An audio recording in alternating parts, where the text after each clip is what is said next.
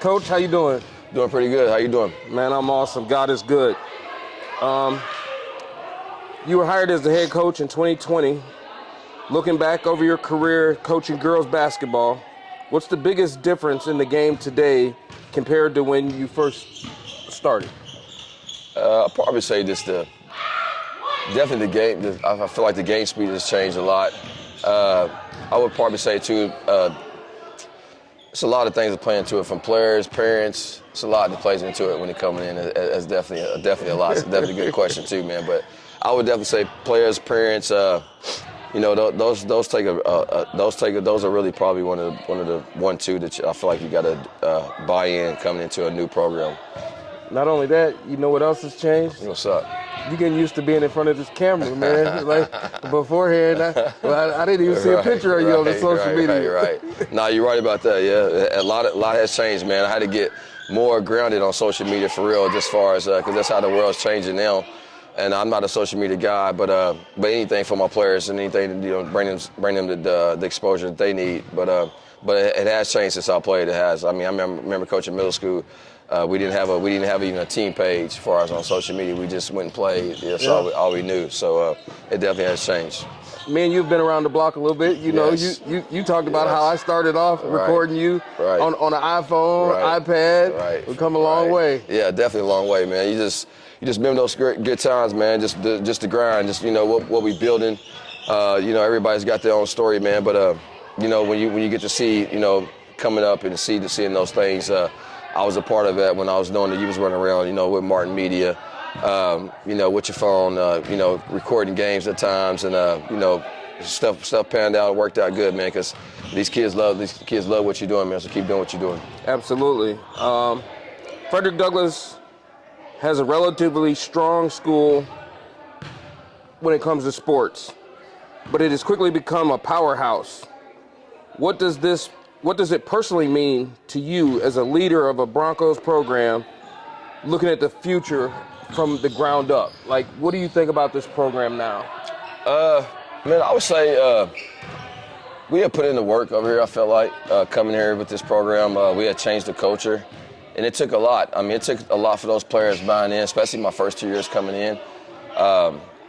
It was a lot that they had to buy in for me as a coach coming in as a new guy. It's kind of hard because girls look at you at times where you're trying to come in and change things that they're comfortable with, and it didn't set well at first, but it came to a point where I was like, I just kept telling them believe in hard work, and kept telling them it would pay off, and coming in and taking a team that was, I felt like that was less unachieved as far as the team I had coming in, and those girls, they wanted to change too, so they bought in with me. So I felt like by our second year we kind of started turning the ball over just a slight bit of, just far as just the work ethic of it and what it takes to just to practice hard every day consistently. Right. The season has had its share of highlights, including the massive 12-game win streak I think you guys went on. How have you and the team adapted to the inevitable ups and downs of the long Kentucky winter season? Having time off with the snow. Yeah. How have you kept the momentum ready for postseason? I think it's a lot. I think it's kind of been a, we took a trip. We took a trip over the break, went to Tampa, and I kind of felt like after that Tampa trip, it kind of brought us together a little bit as far as on the court. I felt like girls was meshing a little bit more. Girls knew where they wanted, where other teammates wanted the ball at, where was their sweet spots at. We started having a little bit more team camaraderie amongst the team, so it kind of panned off when we got back. I felt like the team was kind of playing a little bit more harder. We was meshing well together, and you could tell that the chemistry was there. So I felt like we was gonna go on a run. I didn't know it was gonna be a 12-game run that we did, but I felt like we was gonna go on a good run, and because I feel like we had bought in then, we knew the system, knew what we wanted, and these girls, man, they amongst the people, always bickering and fighting, but they love each other, man, and they always got one goal. So I've always said that's something great that teams should do more of over the holidays, get away. No disrespect to the parents, but when you go away, not every parent is coming, so these kids have to spend time together, and they get to know each other, and they form that bond that they're going to have each other's backs. So that played a big role in it, huh? It definitely did. It definitely did, man. And I always try to prepare us when it comes to just, girls playing at the next level, no matter where you're at playing in college. But you're gonna do these type of things when you go to college. You're gonna travel without your parents at times. It was just a team. Your team coaches and managers or whatever. So it was a good situation for us to come in and, kind of learn our girls more. We got to go out to eat at times, laugh and giggle, outside of how they see coaching here every day, rah, in their butt, as far as just telling them like, hey, I need you to do this. So they probably thinking like, man, I always see coach on the bad part of it, how they see it, when you just hold them accountable. But so we did some fun things, man. Got to go to the beach, got to see them laugh and joke. Every day was in the hotel, outside of the hotel, doing great type of team bonding things that we did. And it was good just to see them, just getting along well with each other. This week we have the Legacy Classic coming up. For the fans, the community, what can they expect from the Broncos in this showcase? And how do you use this late season classic to prepare them for the tournament? Well, I think for one, y'all, for Lexington, I think it's great for just putting on for the city. I think it's a great thing that K-State's letting us come down there and bringing these 4 high schools down there to play. Being that's us, GRC, Woodford County on the boys' side, and our boys, Frederick, Douglas. Great event, great atmosphere to see some. If you haven't seen some of these teams, it's local. You can go drive right down the street and check us out on the college floor. But I think it'd be a great atmosphere. Just for bringing, like I said, just for bringing a light to girls basketball too. So we was definitely thankful that we got the invite. And look forward to doing it, man. I think it's another situation where the community can get involved and see some local talent too. And outside of local talent, just talent that that's been around here that we maybe not have seen, that you have not seen. So it also give hopefully some of the K-State coaches a chance to see some local talent right in their gym. Right. I definitely agree with you on that. I do think it's a lot of local talent that doesn't get seen around here that I guess it just gets overlooked at times when it comes to these schools that's local. That I feel like, some of these girls or boys that can help out some of these local schools around here. There's always a lot of chatter about the 11th region tournament. Should it be played at EKU? Should it be played at Memorial? Mm-hmm. Why don't they talk about playing it at Kentucky State? Frankfurt is. we got 4 teams in the 11th region in Frankfurt. Yeah.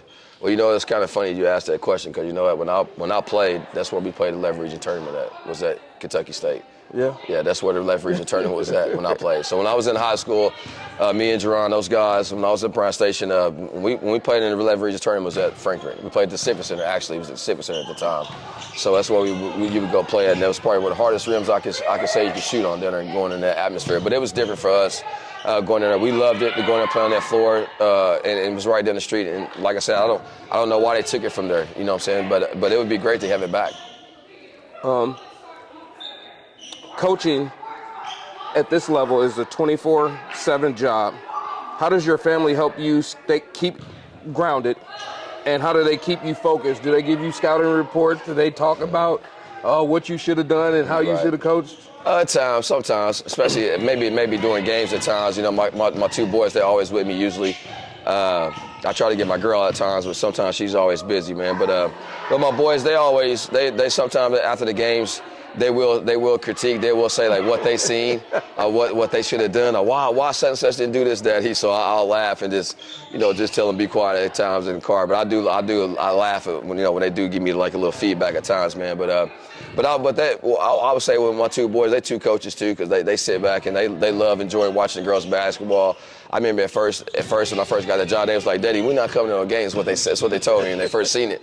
And I was like, Daddy, so when they first got to see these girls play, they kind of got into it and loved it just as well. They're watching boys basketball, man. So it's always good to have my family around. My mom always keeps me a toe too when it comes to just my mom, my sisters, everybody. Just as far as when it comes to just my support and knowing I love this game, love this basketball, man. So they always with me. They're always behind me, 10 toes down, man, and support me and the girls. So I don't know his name, but again, you're not that much on social media, but there's a young kid that's been coaching, that's been going viral as a young kid. I have seen that. Maybe your kids are next. Right. I have seen that. Good video, man. Yeah, good video, young man.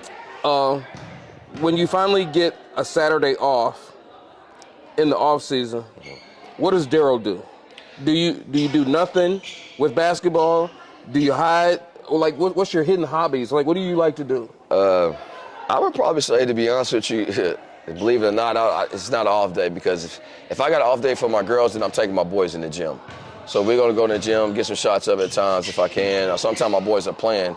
Like I got one of my boys playing middle school right now, so if a time, I'll try to get them in the gym, get them some shots up, work them out a little bit, or go watch one of them play if they're playing. Or if not, on a Saturday, I like to sit back at times, man. I sit back and watch a lot of basketball. Yeah. So I'll sit at home and watch from college to high school to NBA, and my TV's glued. So my kids, they always tell me all the time, they say, Daddy, you don't watch no other TV shows. Like, they say you just watch sports, basically. That's what my kids always say, and I'm like, I know. My wife tells me that too. Yeah, so I'm like, I don't. And I'm like, I don't be caught up in, sometimes my friends will say, they might name a show, and I'm like, what is that? And they're laughing, like, you haven't seen that? And I'm like, no, I haven't seen it. Just because I'm just always either coming home, watching film. By the time I get out of practice, it's time for us to either go over film, watch film for the next team we playing, or I might catch a team that we might play next week that's playing that night, or I'm going to watch a good game that's on TV. Who have been some of the influences that have shaped DJ into the coach he is today? Like, what mentors do you have? Are they still around, or who are they? Man, I would say a lot, man. To be honest with you, I didn't even think I had even a shot in coaching. To be honest with you, I didn't even see it until people seen it in me. I couldn't see it, you know what I mean? So I would say one day, probably just coaching years ago, starting a little local program that we had here with a couple guys that we started with one of my best friends, Jerron. He has definitely been a great mentor towards me as far as coaching. I watched him since day one. When we even formed this little program here for local boys here in Lexington. He was actually the coach at the time, and I was just coming along assisting at the time when I came with a couple other guys that he had coming along with him. And one day a parent had stopped me and was just telling me about, she said she had been watching me with the kids, and she was like, Coach, I think you got a passion for this. So and I thought the parent was crazy. Like, I'm like, nah. I just love playing basketball, love being around it, but I love watching my best friend coach my nephew at the time with a couple other guys that we had, which my nephew at the time was Eric Boone. When we started this AAU program here in Lexington. So I started watching him, and I was always, one of my great mentors that I always, and never can forget this guy ever. This guy shaped me up as a young man when I was coming up, reckless, didn't have a clue. But Bobby Washington, everybody knows him as Phuket.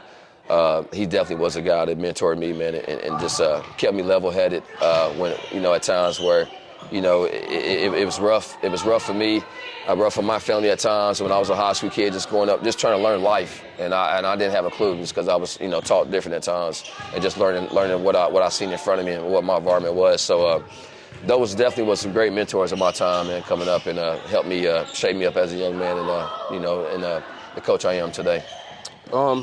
In today's society, I have to say this, without recruiting, if you could give a young kid some advice in Lexington about coming to play at Frederick Douglass, what would it be? I would just say, come over here, come over here working hard. I think Frederick Douglass, I think we come over here, I think this is one of the we have built this culture to one of the premier dominant girls basketball teams over here. It's not no situation when you come over here, we just roll the ball out. It's a lot of teaching moments in here. And you got to do that that's the only way you build in here. So, and it's a lot of fun times too. You come in here, so you got a situation where, you come here and you got a chance to represent your family, yourself at times, and you got a chance to kind of play some good competition at times too, because we try to play some of the best teams out there. So if you want to come over here, like I said, and get some good comp, get better, and like I said, be coachable and have some fun. I always tell girls this is one of I feel like it's one of the best high schools in Left Region. I feel like. One thing for sure. Congratulations, another district regular season champion. Going into the district championship. Good luck. And God bless you. Hey, definitely, thank you, and I definitely appreciate you covering us, man. And thanks for all you do for girls high school, boys high school basketball, and just hopefully get up out of here and win this district, man, and win this region, stop playing, and try to get back to the state. And hopefully Lexington can come back and support us.